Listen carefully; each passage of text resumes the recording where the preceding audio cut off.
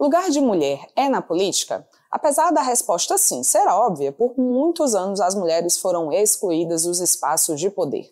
Agora, mesmo com avanços, a política ainda é um espaço cheio de obstáculos para as mulheres, que mesmo sendo a maioria da população e do eleitorado, ainda é minoria entre os cargos políticos.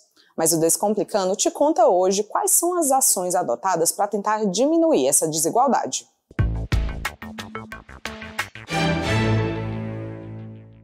As mulheres são 51,5% da população brasileira e 53% dos eleitores do país. Ainda assim, elas ocupam apenas 15% das cadeiras na Câmara dos Deputados e 13% no Senado.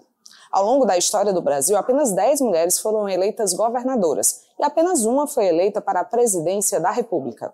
Isso coloca o Brasil na colocação 145 do ranking mundial de representatividade feminina na política. No entanto, existem iniciativas que tentam diminuir essa desigualdade de gênero nos espaços de poder. Desde 1995, a legislação brasileira conta com uma regra de cota de gênero para candidaturas femininas. Atualmente, a cota de gênero obriga que os partidos apresentem pelo menos 30% de candidaturas femininas a cargos proporcionais, ou seja, para deputados federais e estaduais e vereadores. Também é obrigatório que 30% dos recursos do fundo eleitoral e do fundo partidário de cada partido seja destinado a candidatas para que essas mulheres possam ter competitividade na disputa eleitoral. Existe ainda uma reserva do tempo de propaganda eleitoral para as mulheres.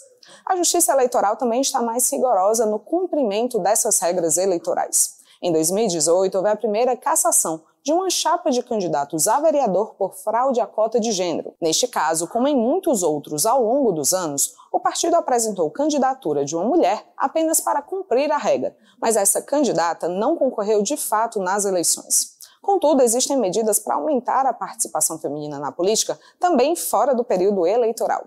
Um dos exemplos é a lei que determinou que os partidos devem destinar recursos do fundo partidário para a promoção de atividades que estimulem a participação da mulher na política. A regra determina que as legendas devem investir pelo menos 5% dos recursos nessa temática.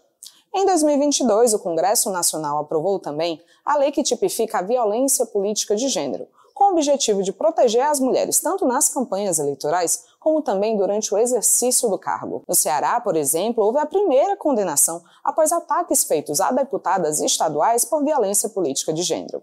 Os passos para uma igualdade de gênero na política ainda são lentos, mas isso não significa que o Brasil não esteja avançando nesse tema.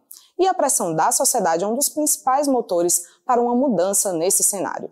Até o próximo Descomplicando!